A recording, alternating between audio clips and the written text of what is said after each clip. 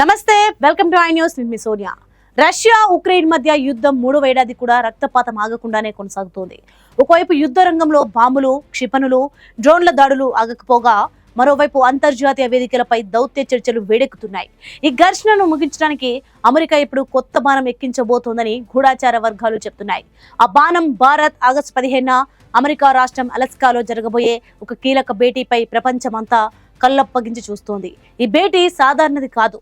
Russia అధ్యక్షుడు Vladimir Putin, America అధ్యక్షుడు Donald Trump ముఖాముఖి చర్చలు జరపబోతున్నారు. ఇక్కడే అసలు కథ మొదలవుతోంది. అమెరికా వర్గాల సమాచారం ప్రకారం ఈ చర్చల్లో రష్యా ఉక్రెయిన్ యుద్ధానికి సంబంధించి సానుకూల ఒప్పందం వెలువడకపోతే అమెరికా నేరుగా భారత్ పై ఆర్థిక ఒత్తిడి పెంచే వ్యూహాన్ని అమలు చేస్తోంది. ఇప్పటికే ట్రంప్ బహిరంగంగానే చెప్పేశారు, భారత్ పై టారిఫ్లు పెంచితే రష్యాకు అది పెద్ద దెబ్బ అవుతుందని. ఎందుకంటే భారత్ ప్రస్తుతం రష్యా నుండి తక్కువ ధరలకు ముడి చమురు, ఎరువులు మరియు రక్షణ రంగానికి అవసరమైన పరికరాలను దిగుమతి చేస్తోంది. అమెరికా ఈ సరఫరా గొలుసును భంగం చేయాలని చూస్తోందని విశ్లేషకులు అంటున్నారు. తాజాగా అమెరికా ట్రెజరీ కార్యదర్శి స్కాట్ బెసెంట్ కూడా ఇదే మాటను మరోసారి గుర్తు చేశారు. భారత్ మా మాట వినకపోతే కొత్త ఆర్థిక సుంకాలు తప్పవు అని ఆయన వ్యాఖ్యానించడం వాషింగ్టన్ ఒత్తిడి రాజకీయాలను మరింత బహిర్గతం చేస్తోంది. భారత్కి ఇది ఒక పెద్ద దౌత్యపరమైన పరీక్ష. ఒకవైపు రష్యా చిరకాల మిత్రుడు, యుద్ధకాలంలో సహాయపడిన భాగస్వామి, మరోవైపు అమెరికా టెక్నాలజీ, పెట్టుబడులు, రక్షణ సహకారం వంటి రంగాల్లో కీలకమైన ఆర్థిక భాగస్వామి.